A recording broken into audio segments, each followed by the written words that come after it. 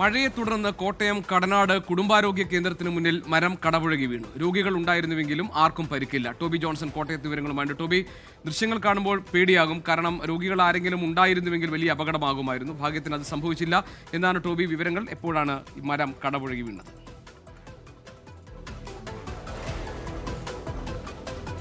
ഏകദേശം 10:30 ഈ സംഭവം നടക്കുന്നത്. ആ സമയത്ത് നിരവധി രോഗികൾ അവിടെ എത്തിയിട്ടുണ്ടായിരുന്നു. എന്തായാലും അതിന് മുന്നിൽ നിന്ന ഒരു വലിയ മരമാണ് ഈ ബൈക്കുകൾ പാർക്ക് ചെയ്യുന്ന പ്രദേശത്തേക്ക് കടപുഴകി വീണത്. അത് ഈ പാർക്കിങ്ങിന് വേണ്ടി കെട്ടിത്തിരിച്ചിരുന്ന ഒരു സ്ഥലമായിരുന്നു. ആർക്കും ഒരു പരിക്കും സംഭവിച്ചിട്ടില്ല എന്ന് തന്നെയാണ് മനസ്സിലാക്കാൻ സാധിക്കുന്നത്. 10 മണി ആയതുകൊണ്ട് തന്നെ വലിയൊരു ആശങ്കയുണ്ടായിരുന്നു. പക്ഷേ എല്ലാവരും മഴയായതുകൊണ്ട് ആശുപത്രിക്ക് ഉള്ളിലായിരുന്നു. ഈ കഴിഞ്ഞ കുറച്ച് ദിവസങ്ങളായിട്ട് അതിശക്തമായിട്ടുള്ള മഴയും കാറ്റും ഈ മേഖലയിലുണ്ട്. പ്രത്യേകിച്ചും കിഴക്കൻ മേഖലയിലുണ്ട്. ശക്തമായിട്ടുള്ള മഴ ഇപ്പോഴും തുടരുകയാണ്. നിലവിൽ ഫയർഫോഴ്സ് എത്തി ഈ മരം മുറിച്ചു മാറ്റാനുള്ള നടപടികൾ ആരംഭിച്ചിട്ടുമുണ്ട്. ജി.കെ. ടോബി ജോൺസൺ ആണ് വിവരങ്ങൾ നൽകിയത് കോട്ടയത്ത് നിന്ന്.